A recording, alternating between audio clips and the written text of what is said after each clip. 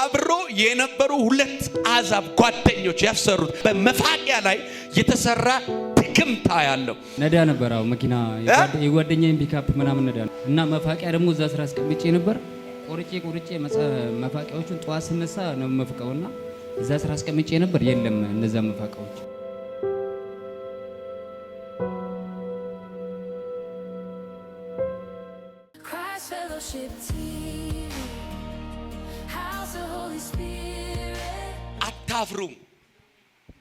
አታፍሩም። መኖር ክብድ አይልሽም ከዚህ በኋላ።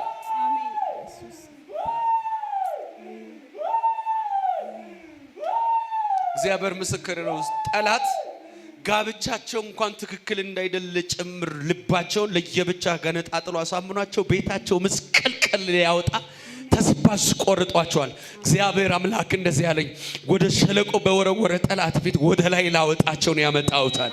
አሜን ኢየሱስ አሜን። ስፔሻሊ እሱ መኖር ደብሮታል፣ በህይወት መቀጠል ደብሮታል። ያለ ከብዙ ነገር የተጣሉ ሰዎች ናቸው። ከብዙ ነገር ወደ ላይ ቀሩ ሰዎች ናቸው። አባ አለ እግዚአብሔር የማልቀስን ምንጭ ልደፍነው ነው ዛሬ ያመጣክ። አሜን።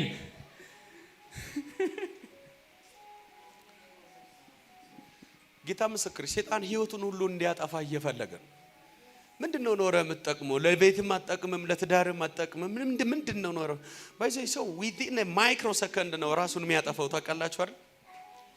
የሆነች ደቂቃ ላይ የመጣን የክፋትን ሐሳብ ካላቆምክ፣ እግዚአብሔር ካልቀደመ ባህር ውስጥ መገባው መፍራት የሚይዘው within a microsecond። መኖርን ምንም እንደማይጠቅም ነገር ፈጽሞ ልቡ ቆርጧል። በእሳት እንደተቃጠለ ወረቀት ልቡ ተቃጥሏል። አላውቅም ካለበት ከየተኛው ህብረት ከዘመድም ከጓደኛም ከምንም ወደ ኋላ ቀርቶ ነው ያለው። ከዚህ ቀን በኋላ ግን ወደ ኋላ የቀረውን ፊተኛ ማድረግ ልማድ የሆነ አምላክ እግዚአብሔር በዙፋኑ ላይ ካለ ይሄ ሰው ላይ አብሮ የነበሩ ሁለት አዛብ ጓደኞች ያሰሩት በመፋቂያ ላይ የተሰራ ድግምታ ያለው ምንም ነገር ቢያገኝ በእጁ እንዳይበረክት፣ ምንም ስራ ቢሰራ ፍሬ የሚባል ነገር በህይወቱ እንዳይሆን ልዑል እግዚአብሔር ምስክሬ የቀባኝ ቢበዛ ከ3 ወር ዕድሜ በኋላ ይሄ ሰው አይቶት ፊቱን እስከማያውቅ አገልጋዮች ስልኩን ያዙልኝ፣ ስሙን ያዙልኝ። በእግዚአብሔር ፊት ነው የቆምኩት። ከ3 ወር በኋላ ካለበት አስመጣለሁ ፊታችሁ።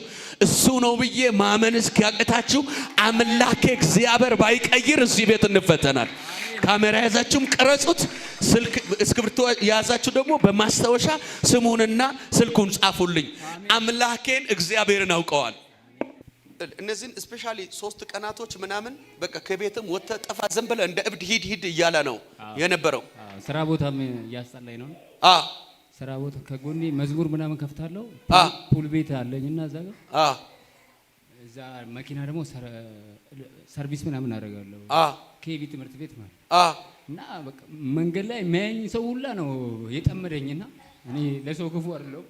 ሰው ራሱ ከወደድኩት እኔ አርብ ጠርገም አይከፋኝ። እኔ የተወለድኩት ቁልቢ ነው፣ ያደግኩት ድሬዳዋ ነው። ግን አሁን ወደዚህ ቸርች የሚያመጣችኝ ባለቤቴ ነች። መጀመሪያ ቀማጭት ነበር ምን ነበር፣ ግን ጌታን ከተቀበልኩ ብዙ አመት ሆነኝ። በቃ እነሱንም ጠራቸው። በቃ መሰራው ብርም አይበረከትም።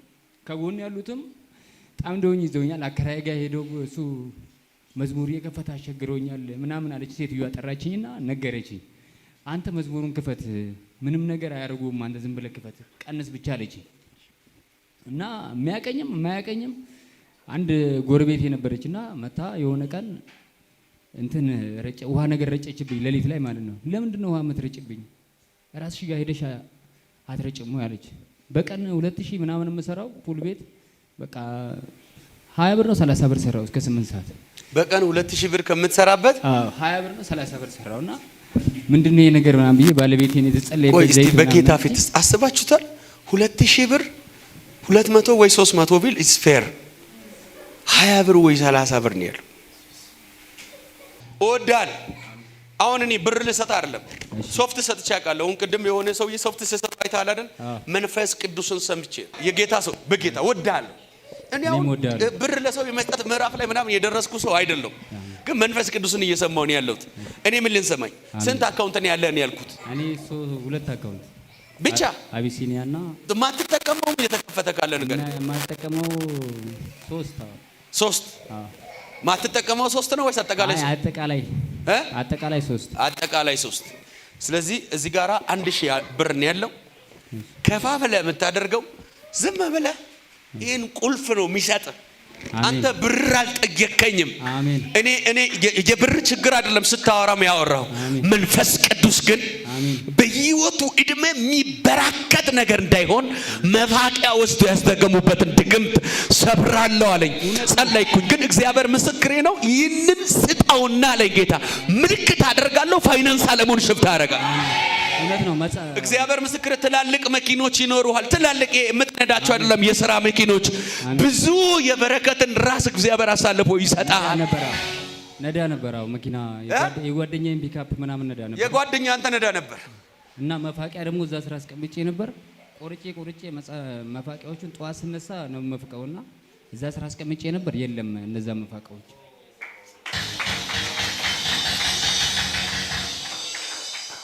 አሁን ስመጣ ራሱ ርቦኝ እየራበኝ ነበር መጣው። እዛ ጋር ይሰራው ውጪ መብላት አልፈልግምና ደረቅ ዳቦ ገዝቼ ነው በላው።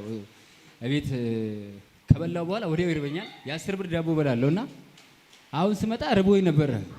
ልውጣና ልሂድ እያልኩኝ ነበርና ራሴንም እግሬን እዚህ ጋር ያመኝ ነበር። ባይሰሆይ ግን እኔ ብር ልስጥ ብዬ ስል ራሴን ታክዬ ነው መንፈስ ቅዱስ እንጂ ፑል ቤት አለኝ ምናምን ቤት አለኝ እያለ ያለው ሰውዬ እሰብረው ይሁን እንደ ባለ አምሮ ታገል ነበር። እኔ ብር ጠየቅኩት እንዳይለኝ ብዬ ግን መንፈስ ቅዱስ አድርግ ስላለኝ ነበር የተገደድኩት። ደረቅ ዳቦ በልቶ እንደመጣ አውቄ አይደለም። ፕሊዝ ለእግዚአብሔር መንፈስ አንዴ ጭብጨባ እልልታችሁ። አንተን ሰምቼ ከሆነ መንፈስ ቅዱስ ሆይ ስሜትን ስጋዬን ካልሆነ የሰማሁት በጌታ በኢየሱስ ስም ናኔጋ ረሃብ ማጣት ከሱ ለልጆቹ ላይ ይተላለፍ። በሱ በቤቱ ውስጥ ላይ ጸና። በኢየሱስ ደም ረገምኩት። ከዘሩ ላይ ታሪኩ ይረሳ። መቸገር ከዚህ ምሽት በኋላ ታሪክ ይሁንበት።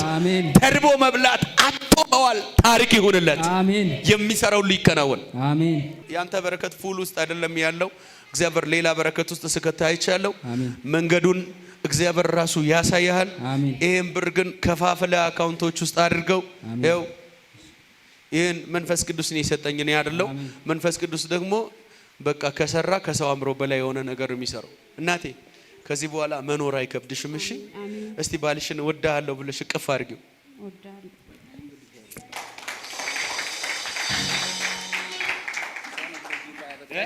እሷ ነኝ ባለቤቴ ነች ለዚህ ሁሉ ያበቃሽና አንዳንዴም በጌታ ሆኜም ተደብቄ ምናምን እያጨስኩኝ በቃ ዝም ብዬ ጠጥቼ ተገባለሁና ግን ምን ያው ጌታን ካገኘው በኋላ ነው ቤቴ ራሱ ጤፌ ምን ተሟላው። እናንተ ቢስ ስለቆምኩ አይደለም በጣም ብዙ መከራ ምናምን አሳልፌያለሁና አሁን ላይ ግን እንኳን ለኔ አይደለም ለቤተሰቦቼም እየረዳሁ እግዚአብሔር ክብር ምስጋና ይግባ። አሁን እዚህ ግሬን ታምሜ ነው የመጣሁት ግን አሁን የለም ይሄ ግሬ ራሱ ገና ስመጣ ራሱ የለም ይሄ ግሬ ተስፋ አለኝ። አሁንም እግዚአብሔር የሆነ ነገር አሳይቶኝ ነው የመጣሁት። ለዚህ ቸርች ደግሞ በማውራት ሳይሆን በጉልበቴ በመሰራው ነገርም ደግሞ ለውጥ እንዳለው እሱም የሆነ ተስፋ ውስጤ ተቀርጾ ነበር። ደግሞ ለምስክርነትም ቀርባለሁ። መኪና ደግሞ የራሴን ይዤ እመጣለሁ።